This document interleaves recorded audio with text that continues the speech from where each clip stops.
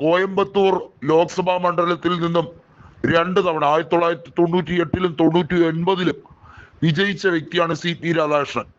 കോയമ്പത്തൂരിൽ സ്ഫോടനം ഉൾപ്പെടെയുള്ള സംഭവ വികാസങ്ങൾ അവിടെ നടന്നപ്പോൾ അത് വലിയ രീതിയിലുള്ള രാഷ്ട്രീയ കോളിളക്കമാണ് തമിഴ്നാട്ടിൽ ഉണ്ടാക്കിയത് എന്ന് നമുക്ക് എല്ലാവർക്കും അറിയാം.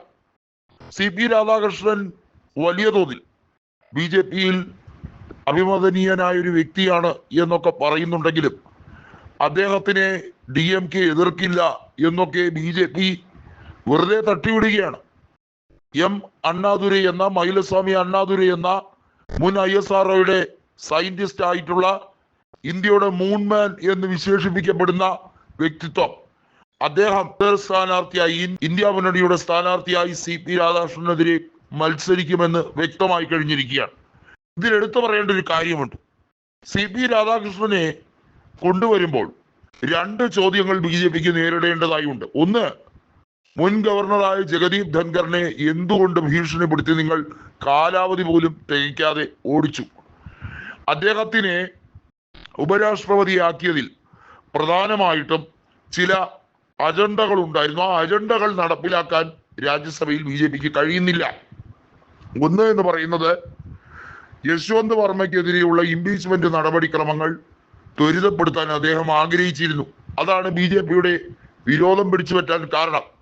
CP രാധാകൃഷ്ണനെ പോലെ BJPക്കാരനായ ഒരു വ്യക്തിയെ ഉപരാഷ്ട്രപതിയും രാജ്യസഭയുടെ ചെയർപേഴ്സണും ആക്കുമ്പോൾ BJPക്ക് പല രീതിയിലും പാർലമെന്റിൽ കള്ളക്കളികൾ നടത്താം.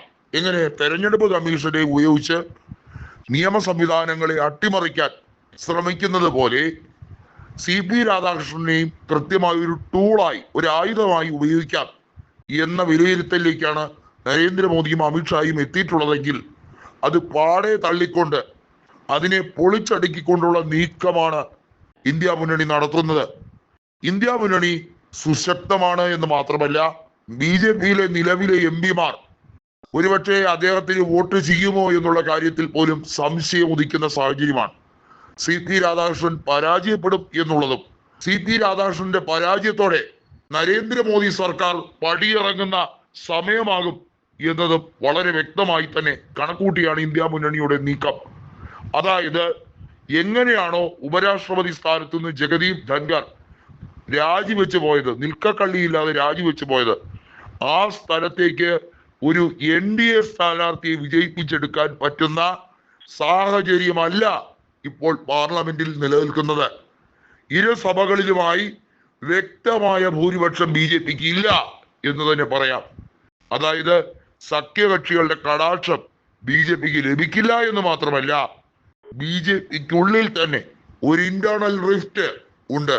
അമിത്ഷായെയും നരേന്ദ്രമോദിയെയും പുറത്താക്കാനുള്ള ഇന്റേണൽ റിഫ്റ്റ്.